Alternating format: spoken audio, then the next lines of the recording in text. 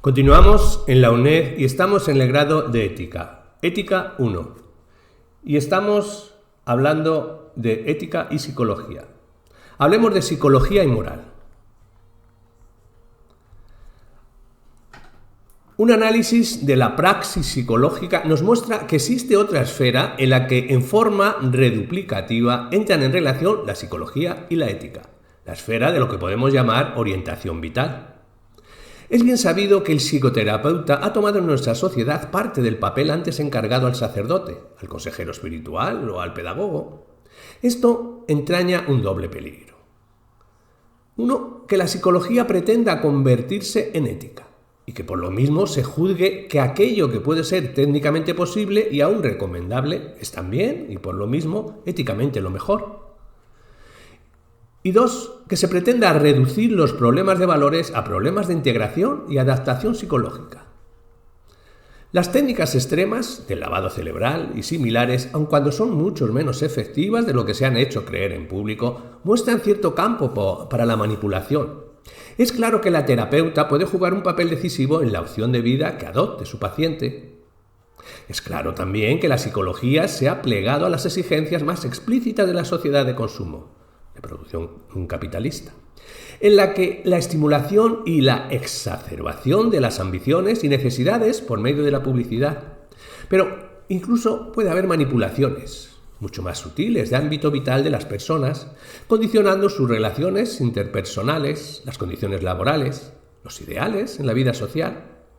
Todo ello puede constituir de esta manera una absolutización de la técnica psicológica, que significa la anulación de la esfera moral, convertida la ética en psicología y la psicología en tecnocracia al servicio del poder establecido. Hablemos de los valores de la psicología, del sentido histórico estructural de una actividad profesional. Toda actividad, todo hecho, todo suceso ocurre necesariamente en una situación muy concreta. Esta situación puede caracterizarse desde dos aspectos distintos, aunque complementarios e inseparables. Uno sería el aspecto sociohistórico y otro el aspecto sociopolítico. Hablemos de ellos. Del primero, el aspecto sociohistórico. Este pone de relieve aquellas características de las acciones y hechos que son determinadas por su concreción temporal. Puesto que todo suceso ocurre en un tiempo concreto, esa definición temporal encuadra su posible significado. Se pueden señalar al menos tres formas como la temporalidad histórica afecta el sentido de un hecho o acción. El tiempo refiere a los hechos al momento en que ocurren y les da una determinada fecha. Algo ocurre en un siglo y no en otro, en un año. En un determinado día y hora, los hechos se realizan de día o de noche. El tiempo tiene lo que se pudiera llamar un ritmo y que varía significativamente de una situación a otra. Este ritmo es tanto subjetivo como objetivo. Subjetivamente, las personas pasan por tempos psicológicos, es decir, momentos de diversa calidad psíquica, de diferente disponibilidad, de distinta capacidad para la acción. Objetivamente, los acontecimientos entran en una cadena de sucesos en un proceso de cambios, cuya intensidad establece el ritmo de la temporalidad. Cuando ocurren con mucha rapidez numerosos acontecimientos importantes, el tiempo adquiere una peculiaridad rapidez. Es indudable que, por ejemplo, en El Salvador, la velocidad con que se suceden los acontecimientos políticamente significativos hace que el tiempo parezca correr. Y finalmente, los sucesos mismos alcanzan diversos grados de duración, no solo porque se prolonguen más o menos, sino sobre todo en la medida en que son más determinantes de lo que en la temporalidad histórica en un momento concreto. Así, por ejemplo, hay hechos de la infancia que, aunque tengan en sí mismos una corta duración, alcanzan una profunda dimensión temporal en cuanto son muy determinantes de lo que es esa infancia y de lo que será la persona en el futuro. Estos tres factores que hemos visto de temporalidad hacen que ninguna acción ni ninguna actividad pueda ser adecuadamente valorada en abstracto, sino que sea necesario apreciarla tanto con respecto a la sucesión de acontecimientos históricos, análisis diacrónicos, como con respecto a los hechos y circunstancias que se producen al mismo tiempo, análisis sincrónico, a fin de entender lo que es y lo que significa.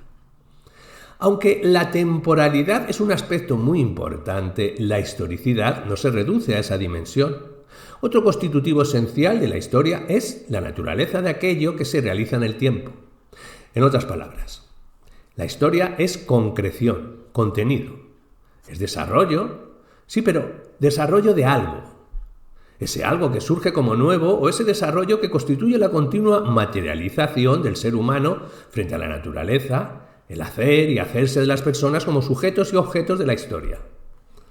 De ahí que provenga la insistencia en definir la psicología no sólo como conducta, como exterioridad de movimiento, como concatenación de respuestas frente a estímulos, sino como acción, es decir, en cuanto a obra que tiene un producto. En cuanto al aspecto sociopolítico de una situación, incluye los determinantes estructurales y espaciales de los hechos. Todo suceso, toda acción se realiza en una sociedad concreta, al interior de una clase social, de un grupo y de un ambiente humano particulares en el marco de una cultura específica. Este conjunto de determinantes estructurales es el resultado, en un momento dado, del balance en que se encuentran las fuerzas sociales en una población humana.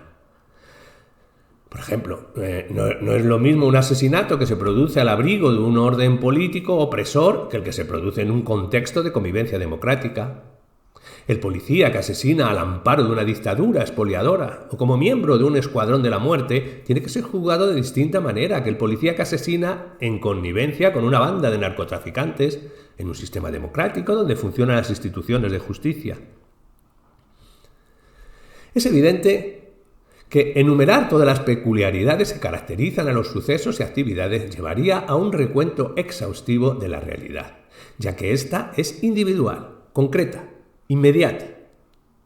Todo es peculiar y todo contribuye en este sentido a precisar la significación de cualquier hecho o dato. Ahora bien, los elementos configuradores de las acciones humanas tienen distinta importancia y diferente impacto.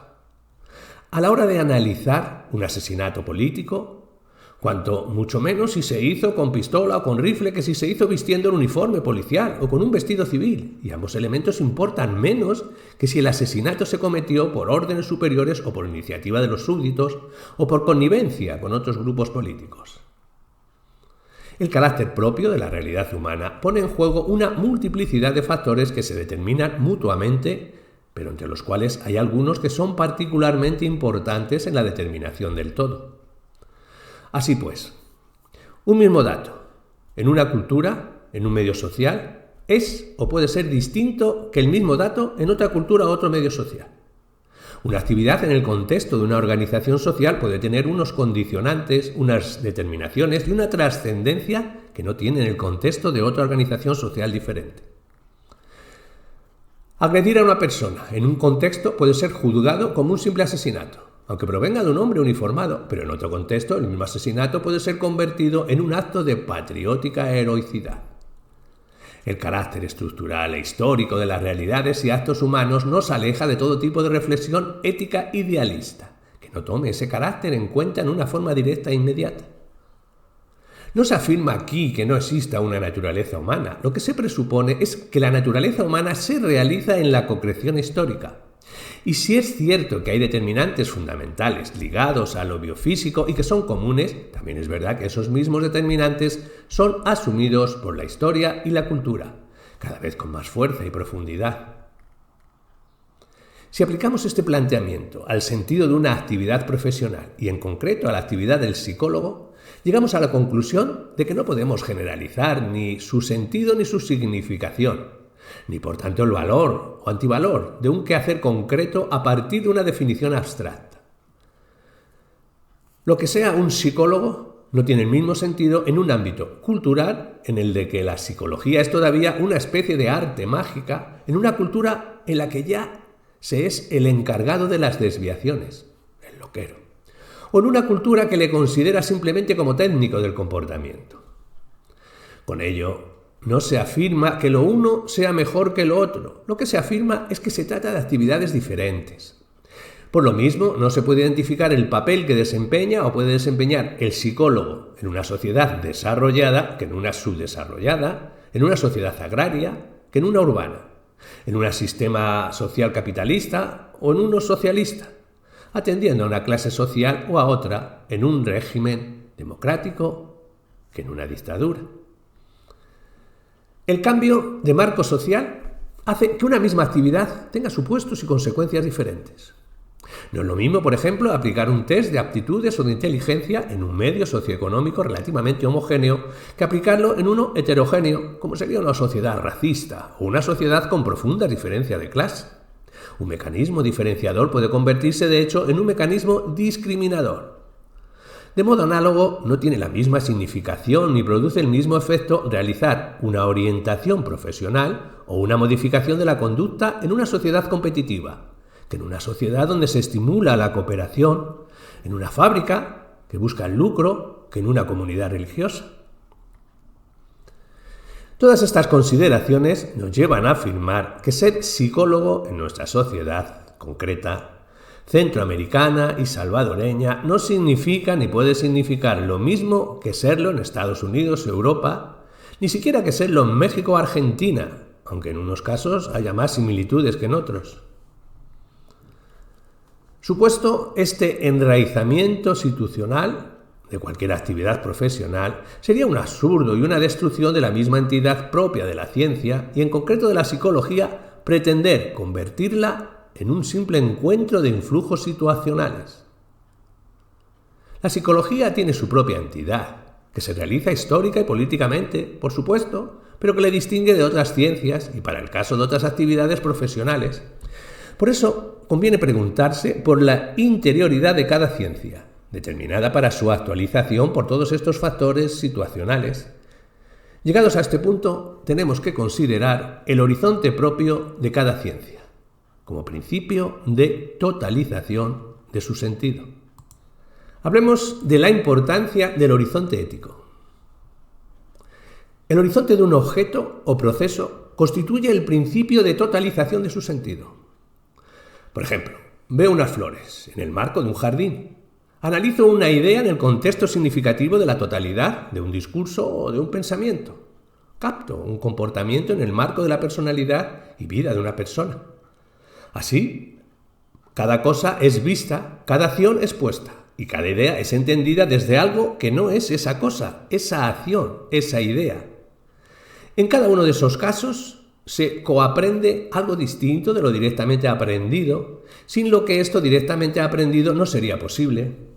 Ese algo más es, en cada caso, el horizonte, que delimita el campo en que algo se constituye y orienta en la visión, en la posición de los actos y en la intelección. Hay distintos horizontes según lo que las cosas son y según el punto de vista desde el que se enfoquen. En buena medida, que algo sea aprendido como una flor depende de si se encuentra en un jardín o en un huerto. Pero es asimismo la flor la que da su calidad de jardín a un espacio cultivado. Por ello, aunque el horizonte es principio de determinación de las cosas mismas determinan en algún modo el horizonte. Es claro que el horizonte de los planteamientos teóricos no es el mismo que el de las realizaciones prácticas. El uno apunta a la comprensión y el peso de su evidencia que no tiene la inevitabilidad factual de la realización práctica. Por eso se puede ser un excelente teólogo y un pésimo cristiano, como se puede ser un gran crítico de cine o un gran teórico de la terapia y ser también un inepto director o un pésimo terapeuta. En ambos casos se ve bien que a comprensión de algo apunta en un sentido distinto al de hacer eso mismo que se comprende en teoría. Como se verá más adelante, es importante distinguir también el horizonte en cuanto a objeto formal de una actividad, el horizonte objetivo, del horizonte en cuanto al fin pretendido por la persona, el horizonte subjetivo. La psicología tiene su propio horizonte, que pone la actividad psicológica bajo una determinada luz y bajo una determinada intencionalidad. Así, el horizonte de la actividad psicológica es distinto al horizonte de otras actividades. Lo que el horizonte hace en cada caso es totalizar el sentido. El sentido responde a la pregunta fundamental de qué es últimamente una cosa, tanto en sí misma como en relación al ser del hombre. Cuando tratamos de responder a la pregunta ¿qué es esto?, necesitamos ir más allá de lo determinado, salir de ahí para entenderlo mejor. ¿Es un pájaro? ¿Es un síntoma histérico? El objeto ha sido puesto a la luz de un horizonte de sentido.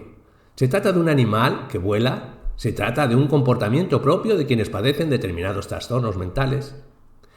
Pero hay también otra pregunta por el sentido que tiene lo que un determinado objeto es respecto a lo que es el ser humano. ¿Un pájaro es beneficioso o nocivo? ¿Bello o feo? ¿Un síntoma denota salud o enfermedad? ¿Normalidad o anormalidad? La totalización del sentido consiste en determinar la totalidad parcial dentro de cada horizonte y su repercusión en un horizonte más amplio. El síntoma histérico debe ser visto a la luz de lo que es el trastorno mental, pero este debe ser a su vez visto en el horizonte más amplio de la vida social, del sentido de la locura en nuestra sociedad con todas las consecuencias que arrastra para las personas y sus familiares. Hay además un horizonte histórico y un horizonte regional, que ya hemos mencionado, y que por razones más vitales condicionan incluso horizontes teóricos. Una forma característica, como ocurre en este condicionamiento, es en la determinación del horizonte de preferencias y de valoraciones de los grupos y personas. Pero incluso pueden condicionar la constitución teórica del horizonte interpretativo. Así, la ideología lleva a traducir las propias raíces sociales en principios teóricos y en presupuestos sobre la constitución de la realidad. Es importante, en todo caso, tomar conciencia de que el horizonte siempre se da, ya sea consciente de él o no. Por tanto, exigencia ética es constituir el horizonte en forma refleja y crítica.